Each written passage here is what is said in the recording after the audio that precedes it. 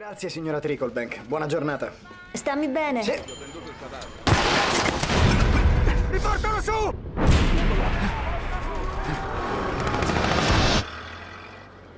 Va tutto bene. È solo una macchina con la valvola di aspirazione bloccata. Essere tornato dalla guerra.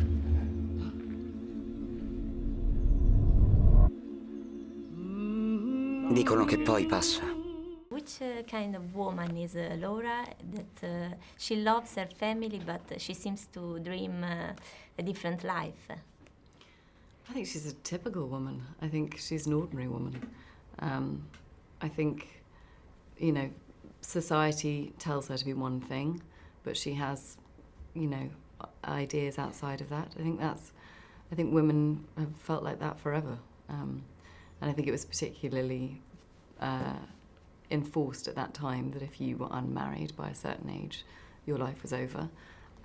But, you know, my mum in the 80s went back to her hometown in Wales, and people either thought she'd already been married and been divorced, or her life was over, you know, because she was from a small town in Wales, and that was 30 years ago. So I think this is a way that women have felt forever, you know, the pull of family and the desire to have children and to make a life, but also to have something else and have something that you're not defined by motherhood, and that you are a person outside of your family. And how could you describe the friendship with Florence? It was one of the things that I was most interested in the film, to think about this time when, you know, the social hierarchy was structured, that these two characters would have not had a way of communicating with each other that was the way that we would communicate now. I mean, they're separated by the way that they've been raised and the way that they've been informed about the world. Laura's been brought up to believe that Florence is beneath her. Laura's a nice person and a normal person, but it's very nice and normal to assume that Florence is beneath her and she can do her bidding. And I thought the fact that they were brought together by their common experience of living in this land and having to endure all these hardships, exactly the same hardships, but being bound by the fact that they're both mothers, they're both women, and there's a sisterhood in that that's really beautiful. I saw on Variety that you liked the Get Out movie. And, Get Out, yeah. Yes, and in a different way, but is also Get Out is about racism in an original way. Yeah. What do you think, Mudbound and... I think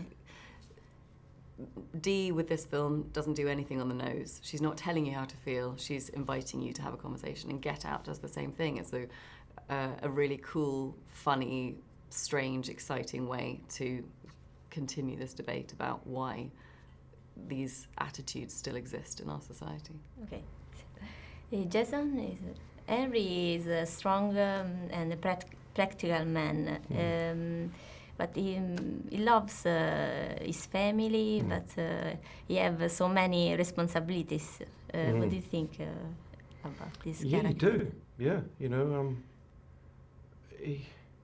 Yeah, he's a good, kind man who wants to and thinks he's doing the right thing by his wife, by his life, and even going back and getting a farm again that his father gave away or sold, from under him.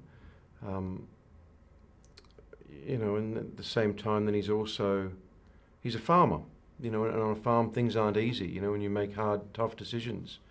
And he's, a racist, underneath that. But he's also, there's a lot of contradictions in Henry. When he chooses, he kicks off the white farmer rather than the Jacksons, because Hap's a good farmer, and I love that contradiction in Henry. He brings his wife out there, who's like a delicate, arts-loving woman, into a very, very hard environment. He doesn't mean, they have a bit house in town, but. And he feels like, I think he senses that he doesn't give his wife everything, or isn't, that because he knows what his brother can bring to a woman. But he struggles on in his own way to do, to bring joy and comfort and security. And how do you work together for to construct this family in every day. The family is about love and hate. Yeah. I mean, I find it very easy to work with Carey. Just a Quite complex easy to work with love. Jason. You know,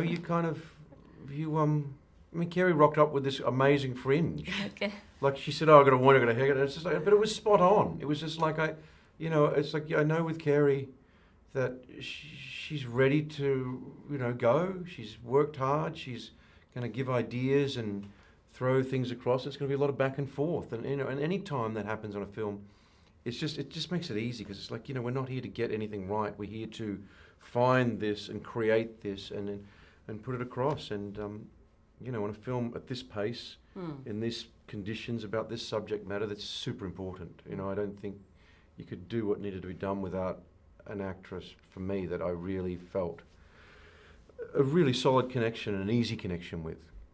Ci vuole un uomo straordinario per sconfiggere tutto ciò. Amen.